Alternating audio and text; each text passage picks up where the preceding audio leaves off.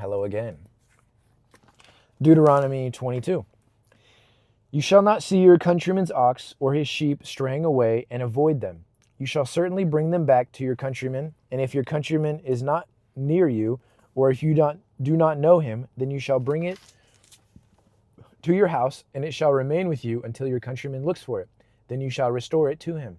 You shall also do this with his donkey, and you shall do the same with his garment, and you shall do likewise with any lost property of your countryman, which has been lost by him and you have found. You are not allowed to avoid them. You shall not see your countryman's donkey or his ox fallen down on the road and avoid them. You shall certainly help raise them up. A woman shall not wear a man's clothing, nor shall a man put on a woman's clothing, for whoever does these things is an abomination to the Lord your God. If you happen to come upon a bird's nest along the way, in any tree or on the ground, with young ones or eggs in it, and the mother sitting on the young or on the eggs, you shall not take the mother with the young. You shall certainly let the mother go, but the young you may take for yourself, in order that it may go well for you, and that you may prolong your days.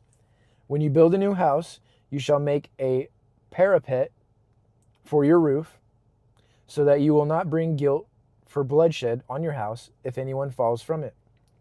You shall not sow your vineyard with two kinds of seed, otherwise all the produce of the seed which you have sown and the yield of the vineyard will be forfeited to the sanctuary.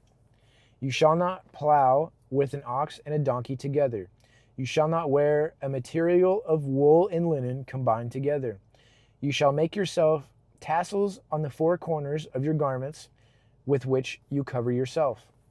If any man takes a wife and goes into her and then turns against her, and he charges her with shameful behavior and publicly defames her and says, I took this woman, but when I came near her, I did not find her to have evidence of virginity, then the girl's father and her mother shall take and bring out the evidence of the girl's virginity to the elders of the city at the gate.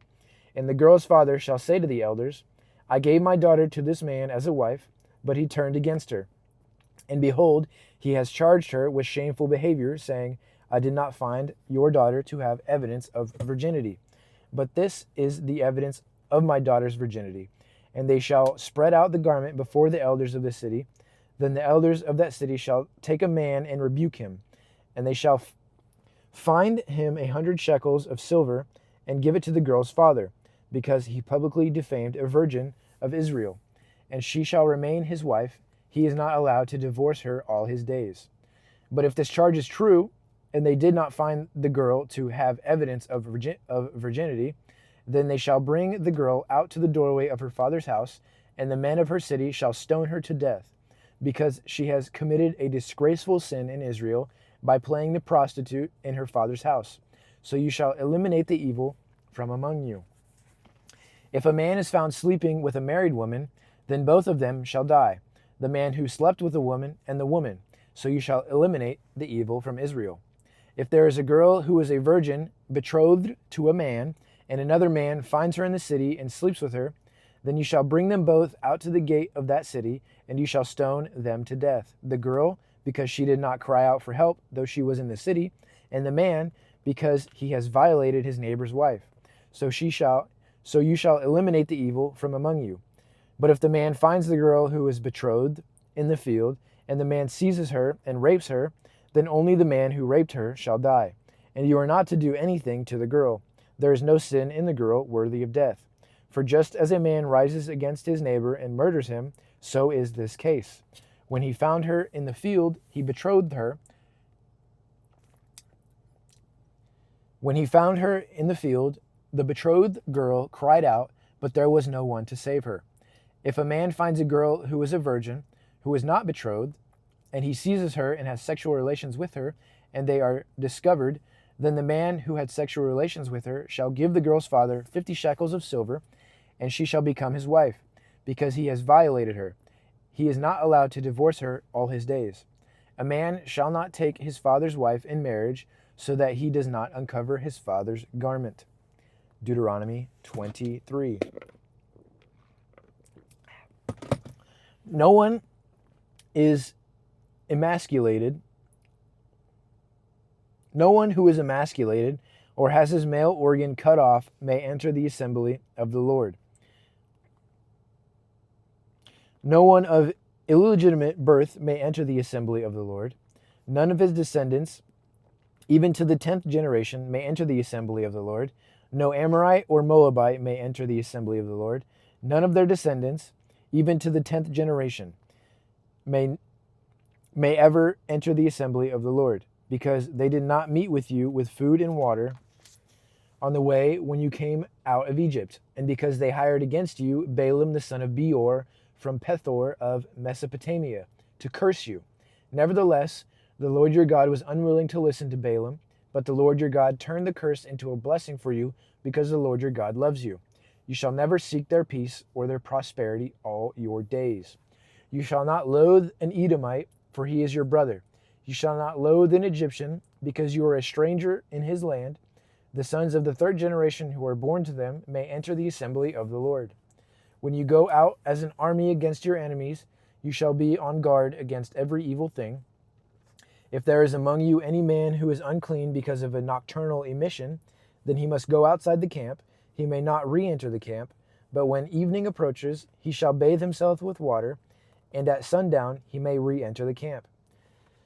You shall also have a place allocated outside the camp, so that you may go out there to relieve yourself. And you shall have a spade among your tools, and it shall be when you sit down outside, you shall dig with it, and shall turn and cover up your excrement.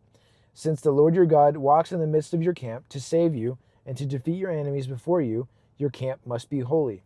So he must not see anything indecent among you, or he will turn away from you. You shall not hand over to his master a slave who has escaped from his master to you. He shall live with you in your midst, in the place that he chooses, in one of your towns where it pleases him. You shall not mistreat him. None of the daughters of Israel shall be a cult prostitute, nor shall any of the sons of Israel be a cult prostitute. You shall not bring the earrings of a prostitute or the money for a dog into the house of the Lord your God as payment for any vowed offering, because both of these are an abomination to the Lord your God. You are not to charge interest to your countrymen, interest on money, food, or anything that may be loaned on interest. You may charge interest to a foreigner, but to your countrymen you shall not charge interest, so that the Lord your God may bless you in all that you undertake in the land which you are about to enter to possess. When you make a vow to the Lord your God, you shall not delay to pay it, for the Lord your God will certainly require it of you, and it will be a sin for you. However, if you refrain from making vows, it will not be a sin for you. You shall be careful and perform what goes out of your lips, since in fact you have vowed a voluntary offering to the Lord your God, whatever you have promised. When you enter your neighbor's vineyard, you may eat grapes until you are satisfied, but you are not to put any in your basket. When you enter your neighbor's standing grain, you may pluck the heads of grain with your hand, but you are not to use a sickle on your neighbor's standing grain. Deuteronomy 24. When a man takes a wife and marries her, and it happens, if she finds no favor in his eyes because he has found some indecency in her, that he writes her a certificate of divorce, puts it in her hand, and sends her away from his house, and she leaves his house and goes and becomes another man's wife, and the latter husband turns against her, writes her a certificate of divorce and puts it in her hand, and sends her away from the house, or if the latter husband who took her to be his wife dies, then her former husband who sent her away is not allowed to take her again to be his wife, after she has been defiled. For that is an abomination before the Lord. And you shall not bring sin on the land which the Lord your God is giving you as an inheritance.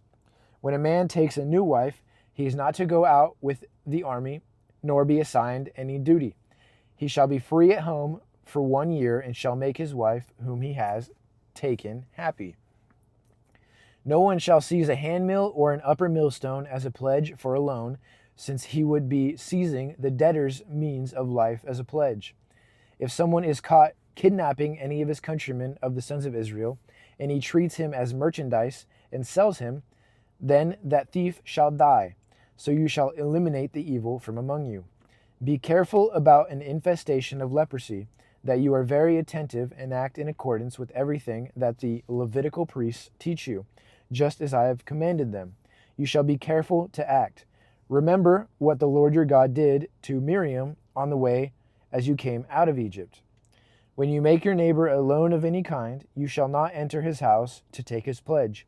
You shall stand outside, and the person to whom you are making the oath shall bring the pledge outside to you.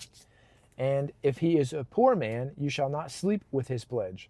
When the sun goes down, you shall certainly return the pledge to him, so that he may sleep in his cloak and bless you, and it will be righteous for you before the Lord your God. You shall not exploit a hired worker who is poor and needy, whether he is one of your countrymen or one of your strangers who are in your land in your towns. You shall give him his wages on his day before the sun sets, for he is poor and sets his heart on it, so that he does not cry out against you to the Lord, and it becomes a sin in you. Fathers shall not be put to death for their sons, nor shall sons be put to death for their fathers. Everyone shall be put to death for his own sin alone.